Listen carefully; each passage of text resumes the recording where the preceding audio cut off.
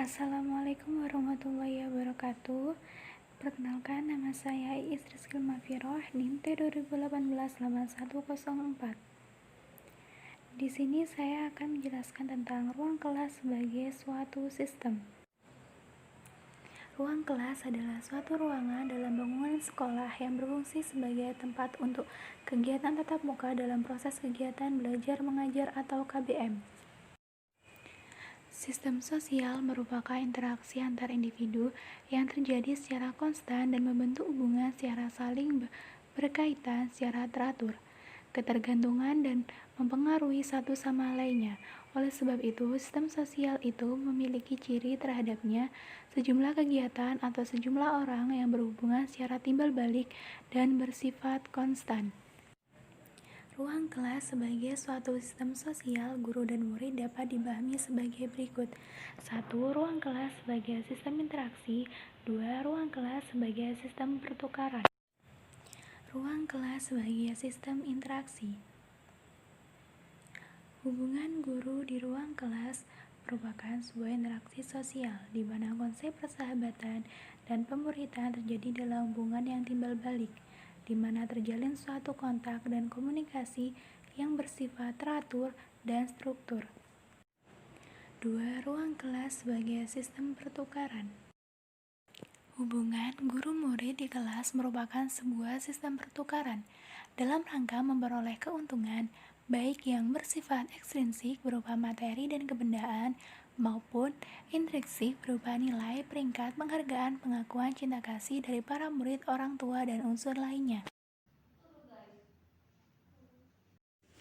Assalamualaikum warahmatullahi wabarakatuh. Perkenalkan, nama saya Rita Ayuningrum, NIM T2016-1245. Pemateri kedua yang akan menjelaskan tentang teori ruang kelas. Nah, teori ruang kelas di sini ada 3. Yang pertama itu adalah pendekatan interaksi. Memberikan perhatian pada metode pengajaran dalam mengelola ruang kelas yang efisien. Berkaitan dengan hal yang pertama adalah perilaku dominatif versus integratif. Perilaku dominatif berkaitan dengan posisi guru sebagai sumber kebenaran yang dipandang maha tahu, tokoh penentu benar salah. Dalam hal ini murid dianggap sebagai makhluk yang senantiasa harus dibimbing dan diarahkan oleh guru. Yang kedua itu adalah gaya kepemimpinan guru. Di sini gaya kepemimpinan guru itu ada 3. Yang pertama itu adalah autokratik, yang kedua adalah demokratik, dan yang 3 adalah laissez-faire. Yang pertama adalah gaya kepemimpinan yang autokratik. Mempunyai ciri kepemimpinan yang otoriter. Apakah tidak memberikan ruang bertukar pandangan pendapat terhadap sesuatu antara guru dan murid? Nah, tidak memberikan ruang bagi suatu perbedaan terhadap sesuatu. Yang kedua itu adalah gaya demokratik. Gaya demokratik ini dicirikan atau ditandai dengan kepemimpinan yang demokratis, yaitu kebalikannya dari autokratif, yang di sini masih mempunyai ruang, masih mempunyai kesempatan untuk bertukar pikiran atau pendapat, dan kemudian bisa dikonstruksikan secara bersama melalui musyawarah. Yang kedua adalah kepemimpinan laissez-faire. Nah, kepemimpinan laissez-faire dikarakteristikkan dengan kepemimpinan yang cuek dan ruang bertukar pandangan atau pendapat tidak diperlukan, sebab peserta didik di sini dibolehkan melakukan apa saja apabila dia memandang sesuatu ini penting untuk dilakukan. Yang selanjutnya itu adalah pendekatan interpretatif. Nah, menurut Thomas, jika seseorang mendefinisikan sesuatu itu sebagai nyata, situasi itu nyata dalam konsekuensinya. Misalnya, jika murid disituasikan bodoh, nah maka situasi itu nyata dalam konsekuensi metode pembelajaran guru yang autokratik. Nah, dalam pemahaman ini sebenarnya sekolah dapat dikatakan sebagai alat untuk melakukan penanaman definisi situasi dan melakukan kontrol sosial. Jadi seperti itu. Jadi, ketika suatu definisi situasi terbentuk, maka ia digunakan terus-menerus sehingga sukar untuk mengubahnya. Yang selanjutnya itu adalah pendekatan radikal. Pendekatan radikal atau labeling. Pendekatan ini dikatakan radikal. Kenapa? Karena ia selalu mempertanyakan tentang apa memang seharusnya demikian dan memberikan alternatif cara pandang terhadap sesuatu. Pendekatan ini melakukan analisa kritis terhadap teori labeling yang memandang bahwa label merupakan bagian dari konsep diri yang membawa seseorang ke arah persepsi. Nah, prasangka atau penyimpangan tertentu seperti yang dikenakan padanya, dampak pemberian label pada murid ialah self-fulfilling, pembenaran ramalan pribadi. Nah, yakni pembenaran terhadap label dengan menegaskan persepsi dan praduga tentang diri mereka sebagaimana orang lain memandang mereka. Terima kasih. Demikian pemateri selanjutnya yang akan menjelaskan bab yang ketiga.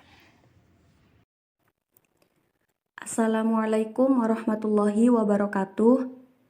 Perkenalkan, nama saya Aiz Zilzalatur Rohmah, NIM T2018-8118. Di sini saya akan menjelaskan tentang dinamika hubungan guru dan murid di ruang kelas. Ruang kelas memiliki dinamika tersendiri yang bisa saja berjalan dengan aktif, akrab, lentur, dan harmonis, atau sebaliknya menjadi pasif, renggang, kaku, dan ricuh, bergantung pada beberapa hal berikut ini. Yang pertama, ukuran kelas. Ruang kelas yang diisi terlalu banyak murid akan menyulitkan penguasaan dan pengenalan guru terhadap peserta didik, sekaligus menyulitkan dalam melakukan proses dan pencapaian tujuan pembelajaran dan pendidikan. Jumlah ideal berkisar antara 20 murid per guru. Selain itu, suasana kelas yang nyaman juga membantu guru murid dalam berkonsentrasi pada proses pembelajaran, sehingga tercapai hubungan guru dan murid yang dinamis. Yang kedua, konteks sosial kelas. Pengelompokan kelas akan menciptakan ruang kelas yang tidak kondusif untuk belajar, karena akan menimbulkan sikap diskriminatif dan arogansi terhadap kelas sosial tertentu. Bahkan, pemerintah sendiri melakukan diskriminasi terselubung dengan melakukan program kelas internasional yang berdampak pada pendidikan elit dan reguler, di mana kelas internasional menjadi anak emas pemerintah. Yang ketiga, teknologi kelas. Pengaturan posisi tempat duduk dan penggunaan teknologi dalam proses belajar mengajar dapat membantu memperlancar atau menghambat dinamika para siswa dalam kelas, bergantung pada kemampuan guru untuk mengkoordinasinya dengan tujuan pembelajaran. Yang keempat, struktur komunikasi. Komunikasi dialogis akan menciptakan ruangan yang dinamis dengan cara mendiskusikan suatu topik tertentu. Komunikasi ini akan menciptakan hubungan guru dan murid dengan gaya kepemimpinan yang demokratis. Yang terakhir yaitu kelima, suasana sosial. Ruang kelas adalah tempat untuk mensosialisasikan nilai kemandirian, kejujuran, persaingan sehat, optimisme, dan kerja keras. Sosialisasi nilai-nilai ini merupakan hidden curriculum yang tercipta dalam ruangan yang dinamis.